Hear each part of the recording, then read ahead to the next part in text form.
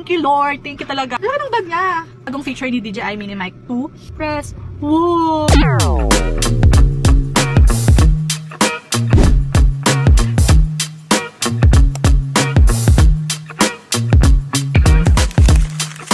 So, hi mga palangga, samahan nyo nga akong mag-unbox ng DJI Mic Mini 2. Pagpasensyahan nyo na kung yung mic ko or yung audio nitong video is hindi pa ganun ka-clear kasi nga wala tayong gamit na mic. Yung excited nga ako kasi akala ko hindi ako makakabili ng mga ganitong bagay, pero thank you Lord, thank you talaga kasi binigyan mo ako ng chance na makabili ng mga ganitong bagay. So, unbox na natin. Wow! Oh my God. Higilin natin. May tape siya dito eh. Green. Yan. So, higilin natin. So, ito na siya. Wow. So, sa loob ng box, meron pa rin mga stickers, ayan, ng DJI, and then yung pinaka-manual niya. Oh, nakabag na siya! Look! Wow! Ang laki ng bag niya! In-expect ko, maliit lang yung bag. Kasi nakikita ko sa mga videos, maliit lang yung bag. Pero ito, ang laki pala. Oh, my God!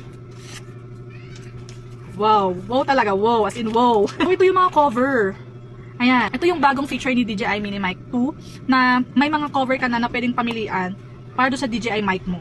So, ayan, merong violet, may purple, violet, blue, blue-green, green, yellow, orange, and pink. So, depende sa kung anong motif mo for today or aura mo today, yung pwede mong i-cover or ipalit na cover dun sa DJI. Ganda, ang ganda pa din ang lalagyanan, no? See? Look. Talagang ano, may quality, di ba? Ganda. Siyempre, yung charging cord natin, ayan, ito yung mga cords. So, ayan siya. Yan. Ito yung parang pinaka-compact niya para mag-self-charge siya. No. For example, pag nagta-travel ka and nalobat yung mic mo, so dito mo siya ilalagay para mag-charge siya. Kasi parang portable charger. Press down natin to para mag-open. Press. Whoa! Ang laman niya sa loob is dalawa. So, ito yung una. Ito naman yung pangalawa. Yan. So, makikita nyo may clip siya dito. May clip na siya nakalagay. And then, ito yung transmitter niya, if hindi ako nagkakamali.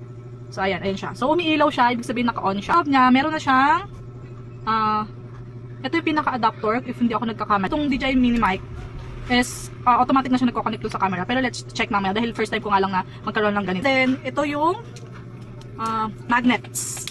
Ayan. Dikit siya ha. Ayan, ito yung magnet para dito sa mic natin. Kasi kung mapapansin nyo, itong clip, yung clip niya, removable kasi siya. So, pwede mo siyang tanggalin. Kung ayaw mo na i-clip siya sa damit, kung ayaw mo siya na i-clip ng ganyan, then tsaka mo siya ikakabit na ganyan. Gusto mo tago siya, yung parang minimalist, pwedeng gamitin mo is itong magnet. So, for example, didikit ko siya dito sa loob, nandito na siya sa loob, and then, dikit natin yung mic. Ayun na siya. Tago. Uy, maano siya, oh, mahirap siya tanggalin. Ganda, oh. Hindi siya basta-basta nalalaglag. Bilis lang niya na, ano. Ayun, dikit na siya agad. Oh, guys. Ganda. Yung napapalitan, ayan, nitong mga takip na to, pwede mong palitan to, depende ko anong gusto mo. For example, today, medyo naka-green ako, so pwede kong gamitin, or kung gusto ko magpalit is gusto ko tong green, para lang matchy-matchy sa damit ko, so pwede siya. Next video nga natin, tatry natin yung DJI Mini Mic 2 natin, kung ano yung naging result niya after natin siyang gamitin. So, yun lang. Thank you for joining me in unboxing dito sa DJI Mini Mic 2 natin. Salamat!